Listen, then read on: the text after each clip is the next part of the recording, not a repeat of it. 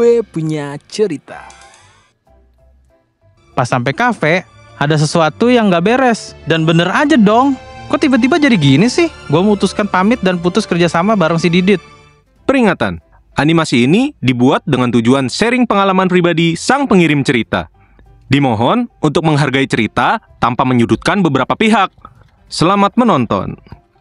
Pernah gak sih kalian dapat cobaan yang menurut kalian tuh berat banget, tapi ternyata setelah melewati cobaan itu malah dikasih hikmah dan karunia sama Tuhan? Nah, cerita gue kali ini adalah tentang perjalanan hidup yang gak pernah gue bayangkan sebelumnya. Kenal dulu dong, gue Padil, umur gue sekarang udah 29 tahun.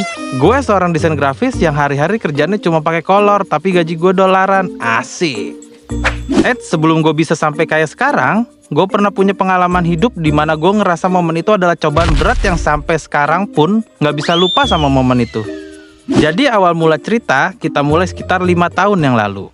Waktu itu gue masih kalau kata anak zaman sekarang mah young, dumb, and broke, alias pemuda bodoh dan miskin. Bahkan saat itu gue gak ada motor. Jadi kalau kemana-mana sering banget tuh gue nebeng temen. Untung temen gue banyak yang baik, sehat-sehat orang baik. Suatu hari, gue nemu teman baru nih, namanya Didit. Dia ini bisa dibilang keluarga terpandang gitu di kampungnya. Pernah waktu itu gue main ke rumah si Didit dan ketemulah sama bapaknya dia. Beliau ini emang kelihatannya berwibawa banget lah. Tipikal bapak-bapak bijak yang mau kehidupan keluarganya tuh tertata dengan baik. Setelah skip beberapa hari, gue kebetulan main lagi lah ke rumah si Didit. Di situ gue diajak ngobrol sama bapaknya si Didit. Dia bilang, gue tuh kelihatannya ramah dan bertanggung jawab. Anjay. Langsung besar kepala aja tuh gue. Kalian juga tuh, saat itu beliau cerita kalau si Didit ini anaknya emang rada bandel dan gampang terbawa arus. Karena takut anaknya salah arah, cuman main sama nongkrong mulu, beliau nyaranin supaya gue nemenin Didit buat buka usaha. Jenis usahanya bebas, terserah gue sama si Didit yang nentuin. Si bapaknya Didit ini tinggal ngasih modal. Wih, itu mata gue langsung berubah jadi dolar tuh. Gue pikir kapan lagi gue dapet kesempatan buat buka usaha ya kan? Nah, karena pada saat itu gue masih terlalu lugu dan punya ego tinggi, gue langsung resign dari kafe tempat gue kerja. Dan terima dah tuh tawaran bapaknya Didit. Sampailah dimana gue cairin tuh uang modal sama si Didit. Kita berdua langsung tuh persiapan buat buka kafe gitu. Ya walaupun tempatnya kecil tapi masih layak lah untuk dijadiin tempat usaha. Awal buka kafe yang datang tuh teman-teman gue sama temennya si Didit. Ya lumayan lah buat ngeramein dan mancing pelanggan datang. Gue udah bangga banget waktu itu. Sampai akhirnya gue mulai pede lagi nih mau pamer ke mantan gue. Kalau gue sekarang udah punya usaha sendiri, siapa tahu doi mau balikan sama gue. Beberapa minggu buka masih aman sentosa nih. Sampai datanglah seorang parasit. Kita sebut aja makhluk ini namanya Deden. Si Deden ini emang kelihatan banget tampang kriminalnya cuy. Kelihatan dekil, tatoan pula, mana gambar tatonya jelek lagi. Tapi walaupun gitu, si Deden ini salah satu anak skena kota gitulah. Jadi si Didit yang emang kebetulan ngebet gaul ini, ya dia mau aja temenan sama Deden. Gue sih nggak ada masalah apa-apa kalau Didit mau temenan sama siapa aja.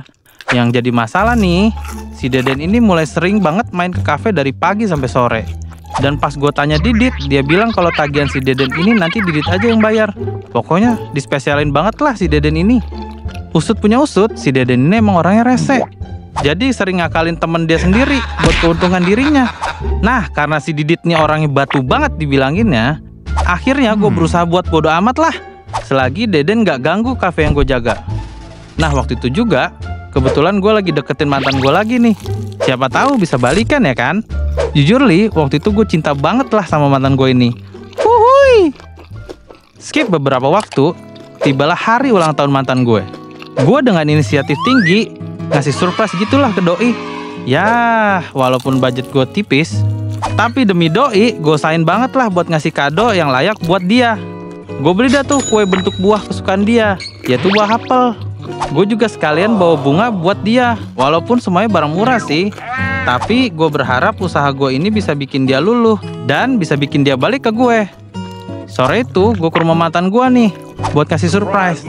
Tapi responnya dia kayak nggak terlalu suka sama kedatangan gue gitu. Gue udah ngerasa sih sebenarnya, cuma ya stay cool aja. Tapi gue bisa ngerasain gelagat dia kayak nggak nyaman gitu sama keberadaan gue. Dan ya karena suasananya agak canggung, jadi gue memutuskan buat pulang. Di situ gue pulang ke kafe. baru sampai kafe, gue liat instastory dia. Dan dia lagi ngerayain ultah sama cowok lain dong. Mana dari fotonya, doi kelihatan seneng banget.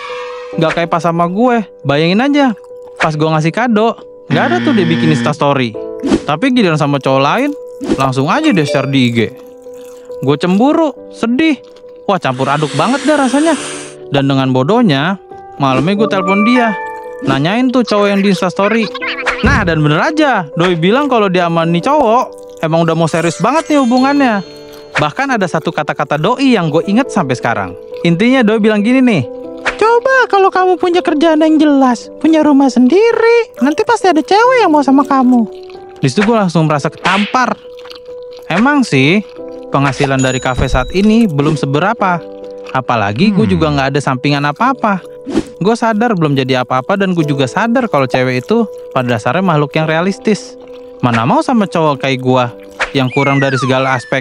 Udah mah tampang biasa aja, dompet tipis, hidup juga gini-gini aja. Ada. Malam itu juga, gue udah nggak fokus pas di kafe. Akhirnya, gue izin aja sama Didit buat libur beberapa hari dulu, buat tenangin pikiran. Walaupun gue sebenarnya juga agak berat nih buat ninggalin kafe. Apalagi kafe ada si Deden kampret itu. Tapi demi kewarasan gue pulang deh beberapa hari. Walaupun lumayan khawatir juga sebenarnya kalau kafe tanpa gue. Setelah beberapa hari gue healing di rumah, gue sadar nih kalau gue nggak bisa terpuruk terus dalam kesedihan dan pesimis sama hidup kayak gini. Selain gue jadi miskin karena nggak dapet duit dari libur kerja, gue juga nggak mau lah berlarut-larut dalam kesedihan. Berangkatlah gue ke kafe. Pas sampai kafe, ada sesuatu yang nggak beres. Gue liat-liat nih kafe kok udah tutup aja, padahal matahari masih tinggi di atas. Ternyata kekhawatiran gue beneran terjadi. Kafe udah dalam keadaan kotor dan berantakan. Gue cari si Didit, ternyata dia lagi tepar di kursi kafe. Ada Deden juga yang lagi turun di meja kafe. Bahkan ada beberapa teman-temannya si Deden yang juga tidur di situ. Gue juga lihat nih ada beberapa botol minuman keras yang berceceran di lantai. Gue makin khawatir aja dong.